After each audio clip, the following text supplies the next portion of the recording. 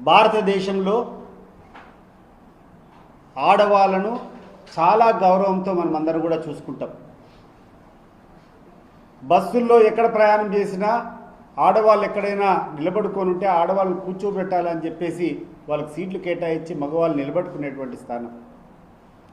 అటువంటి ఆడవారిలో ఆడతనం పక్కన పెట్టి నిస్సిగ్గుగా తొడగొట్టి నా కొడకల్లారా అని చెప్పి మాట్లాడినటువంటి వ్యక్తిని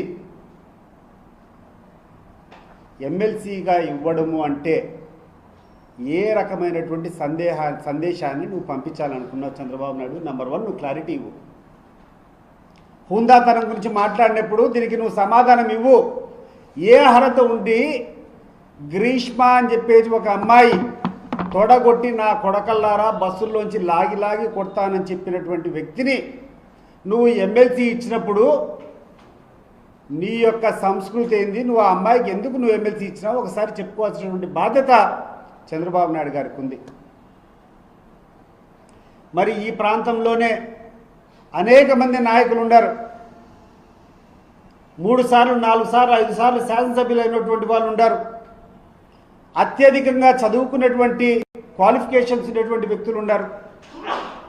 వాళ్ళందరినీ పక్కన పెట్టి మొట్టమొదటిసారి ఎమ్మెల్యే అయినటువంటి వ్యక్తిని కేవలం పోలీసులు జీపులు కాల్చినటువంటి వ్యక్తికి పోలీసుల మీద పడి రౌడీయిజం చేసి పోలీస్ వాహనాలను తగలబెట్టినటువంటి వ్యక్తిని ఎవరైతే 2 నెలలు 3 నెలలు బెయిల్ తీసుకున్న దానికి పరారైనాడో పోలీసులు వెహికల్ కాల్చినటువంటి వ్యక్తిని మంత్రి పదవి ఇవ్వడం ద్వారా నువ్వు ఏ రకమైనటువంటి మెసేజ్ ఇవ్వాలనుకున్నావు చంద్రబాబు నాయుడు? ఇది చెప్పు ముందు. నీ యొక్క నక్క వినయాలు పక్కన పెట్టి ఈ రాష్ట్రానికి నీ యొక్క అసలు రంగు ఈరోజు చూపించు. ఈ 2 ప్రశ్నలకు సమాధానం చెప్పమని చెప్పి నేను ఈరోజు చంద్రబాబు నాయుడు పవన్ కళ్యాణ్ అడుగుతున్నా. ఏమిటి సంస్కృతి? ప్రతిసారి కూర్చుంటావు, మాకు సంస్కృతి లేదంటావు. వైఎస్ఆర్సీపీ అంటే దౌర్జన్యకారులు అంటావు, అక్రమార్కులు అంటావు, అవినీతి పరులు అంటావు. అసలు మాకు ఎటువంటి పద్ధతి తెలియదంటావు. ఈ 2 కారణాలు నువ్వు చెప్తే తర్వాత ఈ రాష్ట్ర ప్రజలంతా నువ్వు ఏందో నీ గురించి చెప్తారు. ఈరోజు పొద్దున 3 గంటలకు మా పులివెందుల నియోజకవర్గం నుంచి పవన్ కుమార్ అనేటువంటి ఒక వ్యక్తిని తీసుకొని పోలీసులు తీసుకొని పోయినారు. కారణం ఏంటంటే హత్య అనేటువంటి సినిమాల్లో కొన్ని సంఘటనలు ఈ యొక్క పవన్ కుమార్ అనేటువంటి వ్యక్తి వాళ్ళ యొక్క ప్రచార మాధ్యమాల్లో అంటే సోషల్ మీడియాలో సర్క్యులేట్ చేశారనేటువంటి నెపంతో అతన్ని తీసుకొని పోయినారు. నేను అడుగుతున్నాను పోలీసు వారిని, ఏం తప్పు చేశాడయ్యా పవన్ కుమారు? ఒక సినిమా తీశారు, ఆ సినిమా సెన్సార్ సర్టిఫికేట్ అయిపోయింది, సెన్సార్ సర్టిఫికేట్ ఇచ్చారు. సెన్సార్ సర్టిఫికేట్ ఇచ్చారంటే దాంట్లో తప్పు లేనట్టే కదా. ఒక సినిమాలో ఉన్నటువంటి క్లిప్పింగ్లు నువ్వు సర్క్యులేట్ చేస్తే వివేకానంద రెడ్డిని హత్య చేసినటువంటి దాంట్లో ప్రధానంగా ఉన్నటువంటి నిందితుడు పోలీస్ స్టేషన్కి పోయి ఫిర్యాదు ఇచ్చినాడని చెప్పి ఆయన కుటుంబ సభ్యులను ఆయన తల్లిలో ఏదో అగౌరవపరిచినట్టు దాంట్లో ఉన్నాయని చెప్పి మాట్లాడితే పవన్ కుమార్ అని చెప్పి ఒక అబ్బాయిని తీసుకొని పోయి ఈరోజు స్టేషన్లో పెట్టారు. ఇప్పటికి కూడా స్టేషన్లో ఉన్నాడు ఆయన. నేను అడుగుతున్నాను పోలీసులు, ఈ ప్రభుత్వాన్ని, ఏ తప్పు చేశాడు పవన్ కుమార్?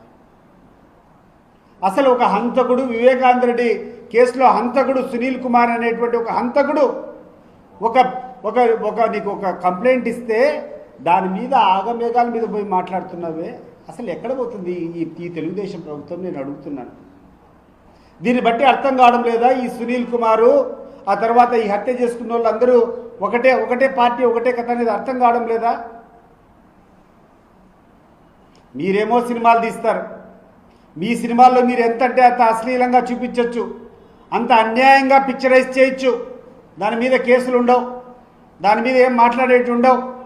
వివేకం అని చెప్పి ఒక సినిమా తీశారు, దాంట్లో ఎంత దౌర్భాగ్యంగా ఉన్నాయంటే మా యొక్క లీడర్ను ఎంతో గౌరవంగా మేము చూసుకునేటువంటి వ్యక్తుల పట్ల మీరు చూపించినటువంటి పిక్చరైజేషన్ చూస్తే ఏమనాలో కూడా అర్థం కాదు. అంత హృదయం ద్రవించే రకంగా మీరు పిక్చరైజ్ చేశారు. అయినా మేము మాట్లాడడం లేదు. ఎందుకు మాట్లాడడం లేదంటే అవి చెప్పుకోవడం మాకు సిగ్గుచేటు. ఇటువంటి వెధవలు ఏమైనా చేస్తే దాన్ని మళ్ళా పబ్లిసిటీ ఇవ్వాలని చెప్పి మేము అనుకుంటాం. కానీ మీ యొక్క తెలుగుదేశం, మీ యొక్క జనసేన వంటి నాయకులు మీకు సిగ్గు లేదు, మానం లేదు. మీ భార్యను తిట్టేట్టు మీరు గొప్పగా చెప్పుకుంటారు. ఆ సంస్కృతి మాకు లేదు. నేను చెప్పుకోం వాడమ్మ వాడు ఎవడో వెదవడో మాట్లాడితే వాడి కర్మకు వాడిని ఫోన్ చెప్పి మొదలు పెడతాం. అవి చూపించి మీరేమో ఒకవైపు సానుభూతి పొందాలని ప్రయత్నం చేస్తారు, ఒకవైపు మాకు సభ్యత లేదని చెప్పి మీరు చూపించే ప్రయత్నం చేస్తారు, ఒకవైపు సింపతి పొందేదాన్ని మీరు ప్రయత్నం చేస్తారు. మాకున్నటువంటి హుందాతనం ఏంటంటే ఎవడైనా చౌకబారుగా వాడు వివరిస్తే అటువంటి వెదవడిన ప్రవర్తిస్తే అవి మళ్ళా మనం చెప్పుకోవడం మనకే సిగ్గు చేయడం చెప్పి దాని గురించి మేము పట్టించుకోకుండా పోవడం, దాన్ని ఆసరాగా తీసుకొని ఈరోజు మా పార్టీ క్యాడర్లను, మా పార్టీ లీడర్లను అసభ్యతకు మారుపేరుగా మీరు ప్రచారం చేస్తున్నారు, అశ్లీలకు మారుపేరుగా మా పార్టీ లీడర్ని ప్రొజెక్ట్ చేస్తున్నారు.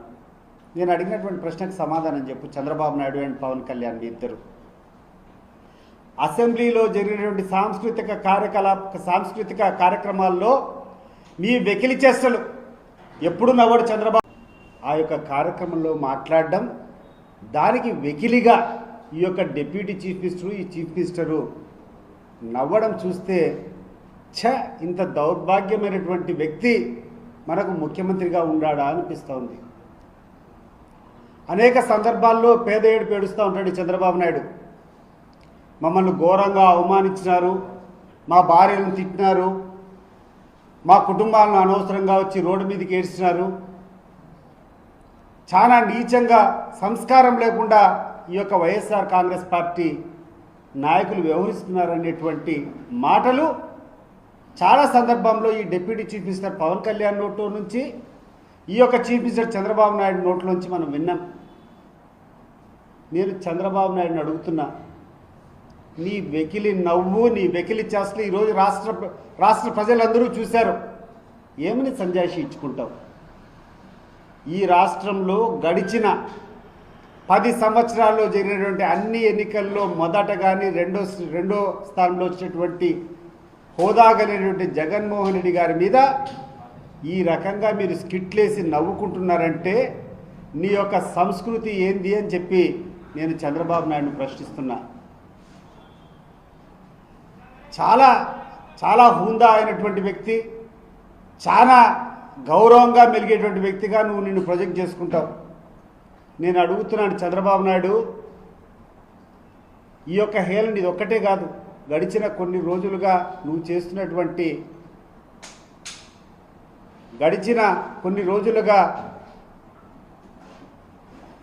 నీ యొక్క వ్యవహార శైలిని ప్రశ్నించదలుచుకున్నా. మామూలుగా